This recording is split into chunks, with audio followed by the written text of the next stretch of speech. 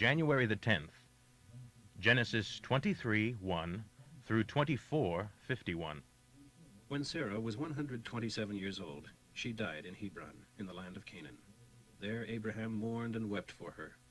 Then, standing beside her body, he said to the men of Heth, "Here I am, a visitor in a foreign land, with no place to bury my wife. Please sell me a piece of ground for this purpose."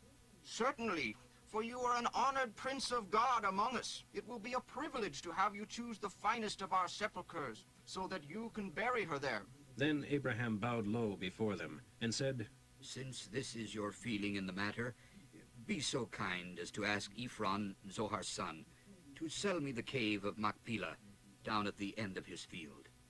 I will, of course, pay the full price for it, whatever is publicly agreed upon, and it will become a permanent cemetery for my family." Ephron was sitting there among the others, and now he spoke up, answering Abraham as the others listened, speaking publicly before all the citizens of the town. "Sir, please listen to me.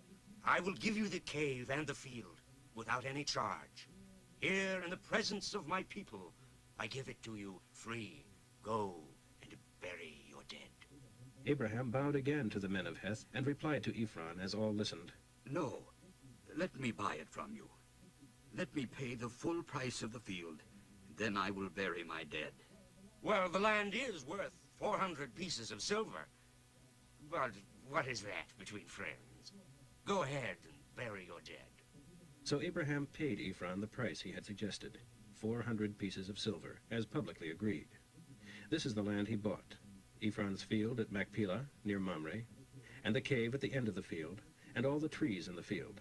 They became his permanent possession, by agreement in the presence of the men of Heth at the city gate. So Abraham buried Sarah there, in the field and cave deeded to him by the men of Heth as a burial plot. Abraham was now a very old man, and God blessed him in every way. One day Abraham said to his household administrator, who was his oldest servant, "Swear by Jehovah, the God of heaven and earth, that you will not let my son marry one of these local girls, these Canaanites. Go instead to my homeland, to my relatives, and find a wife for him there." "But suppose I can't find a girl who will come so far from home. Then shall I take Isaac there to live among your relatives?" "No, be careful that you don't do that under any circumstance. For the Lord God of heaven told me to leave that land and my people, and promised to give me and my children this land. He will send his angel on ahead of you, and he will see to it that you find a girl from there to be my son's wife. But if you don't succeed, then you are free from this oath. But under no circumstances are you to take my son there." So the servant vowed to follow Abraham's instructions. He took with him 10 of Abraham's camels loaded with samples of the best of everything his master owned, and journeyed to Iraq, to Nahor's village.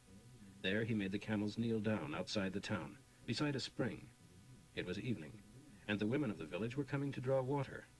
"O Jehovah, the God of my master, show kindness to my master Abraham, and help me to accomplish the purpose of my journey. See, here I am, standing beside this spring, and the girls of the village are coming out to draw water. This is my request. When I ask one of them for a drink, and she says, 'Yes, certainly, and I will water your camels too,' let her be the one you have appointed as Isaac's wife. That is how I will know." As he was still speaking to the Lord about this, a beautiful young girl named Rebekah arrived with a water jug on her shoulder and filled it at the spring. Her father was Bethuel, the son of Nahor and his wife Milcah. Running over to her, the servant asked her for a drink. "Certainly, sir. She said, and quickly lowered the jug for him to drink. Then she said, I'll draw water for your camels, too, until they have enough." So she emptied the jug into the watering trough and ran down to the spring again, and kept carrying water to the camels until they had enough. The servant said no more, but watched her carefully to see if she would finish the jug, so that he would know whether she was the one. Then at last, when the camels had finished drinking, he produced a 1/4-ounce gold earring and 2 5-ounce golden bracelets for her wrists. "Whose daughter are you, miss? Would your father have any room to put us up for the night?" "My father's Bethuel, the son of Milcah, the wife of Nahor. Yes, we have plenty of straw and food for the camels, and a guest room." The man stood there a moment, with head bowed, worshipping Jehovah. "Thank you, Lord God of my master Abraham. thank you for being so kind and true to him, and for leading me straight to the family of my master's relatives." The girl ran home to tell her folks, and when her brother Laban saw the ring and the bracelets on his sister's wrists and heard her story, he rushed out to the spring where the man was still standing beside his camels and said to him, "Come and stay with us, friend. Why stand here outside the city when we have a room all ready for you and a place prepared for the camels?" So the man went home with Laban. And Laban gave him straw to bed down the camels, and feed for them, and water for the camel drivers to wash their feet. Then supper was served. But the old man said, "I don't want to eat until I have told you why I am here. All right, tell us your errand. I am Abraham's servant, and Jehovah has overwhelmed my master with blessings, so that he is a great man among the people of his land. God has given him flocks of sheep and herds of cattle, and a fortune in silver and gold, and many slaves and camels and donkeys. Now, when Sarah, my master's wife, was very old, she gave birth to my master's son, and my master has given him everything he owns. And my master made me promise not to let Isaac marry one of the local girls, but to come to his relatives here in this far-off land, to his brother's family, and to bring back a girl from here to marry his son. But suppose I can't find a girl who will come, I asked him. She will, he told me, for my Lord, in whose presence I have walked, will send his angel with you and make your mission successful. Yes, find a girl from among my relatives, from my brother's family. You are under oath to go and ask. If they won't send anyone, then you are freed from your promise." Well, this afternoon when I came to the spring, I prayed this prayer. "O Jehovah, the God of my master Abraham, if you are planning to make my mission a success, please guide me in this way. Here I am, standing beside this spring. I will say to some girl who comes out to draw water, 'Please give me a drink of water.' And she will reply, 'Certainly, and I'll water your camels too.' Let that girl be the one you have selected to be the wife of my master's son." Well, while I was still speaking these words, Rebecca was coming along with her water jug upon her shoulder, and she went down to the spring and drew water and filled the jug. I said to her, "Please give me a drink." She quickly lifted the jug down from her shoulder so that I could drink, and told me, "Certainly, sir, and I will water your camels too." So she did. Then I asked her, "Whose family are you from?" And she told me Nahor's. My father is Bethuel, the son of Nahor, and his wife Milcah. So I gave her the ring and the bracelets. Then I bowed my head and worshipped and blessed Jehovah, the God of my master Abraham, because he had led me along just the right path to find a girl from the family of my master's brother. So tell me, yes or no, will you or won't you be kind to my master and do what is right? When you tell me, then I'll know what my next step should be, whether to move this way or that." Then Laban and Bethuel replied, "The Lord has obviously brought you here, so what can we say? Take her and go." Yes, let her be the wife of your master's son, as Jehovah has directed. Matthew 8, 1 through 17. Large crowds followed Jesus as he came down the hillside. Look, a leper is approaching. He kneels before him, worshiping. "Sir, if you want to, you can heal me."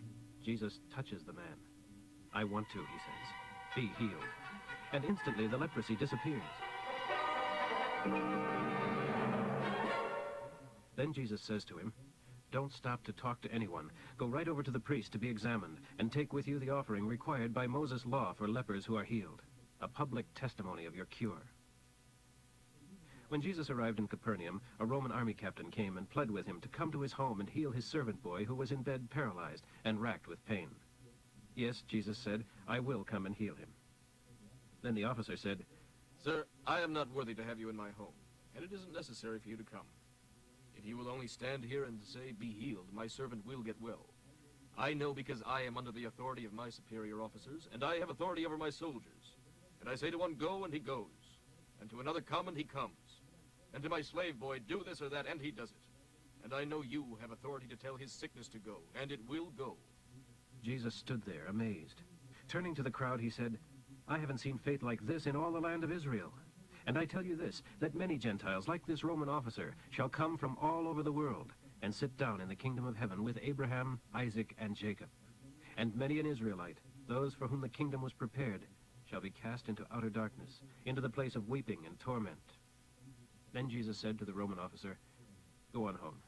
What you have believed has happened. And the boy was healed that same hour. When Jesus arrived at Peter's house, Peter's mother-in-law was in bed with a high fever. But when Jesus touched her hand, the fever left her, and she got up and prepared a meal for them. That evening, several demon-possessed people were brought to Jesus, and when he spoke a single word, all the demons fled, and all the sick were healed. This fulfilled the prophecy of Isaiah. He took our sicknesses and bore our diseases. Psalm 9, 13 through 20. And now, O Lord, have mercy on me. See how I suffer at the hands of those who hate me. Lord, snatch me back from the jaws of death. Save me so that I can praise you publicly before all the people at Jerusalem's gates and rejoice that you have rescued me. The nations fall into the pitfalls they have dug for others. The trap they set has snapped on them. The Lord is famous for the way he punishes the wicked in their own snares. The wicked shall be sent away to hell. This is the fate of all the nations forgetting the Lord. For the needs of the needy shall not be ignored forever. The hopes of the poor shall not always be crushed. O Lord, arise and judge and punish the nations. Don't let them conquer you. Make them tremble in fear. Put the nations in their place until at last they know they are but puny men. Proverbs for today, 3, 1 through 6. My son, never forget the things I've taught you. If you want a long and satisfying life, closely follow my instructions. Never forget to be truthful and kind. Hold these virtues tightly. Write them deep within your heart. If you want favor with both God and man, and a reputation for good judgment and common sense, then trust the Lord completely. Don't ever trust yourself. In everything you do, put God first, and he will direct you and crown your efforts with success.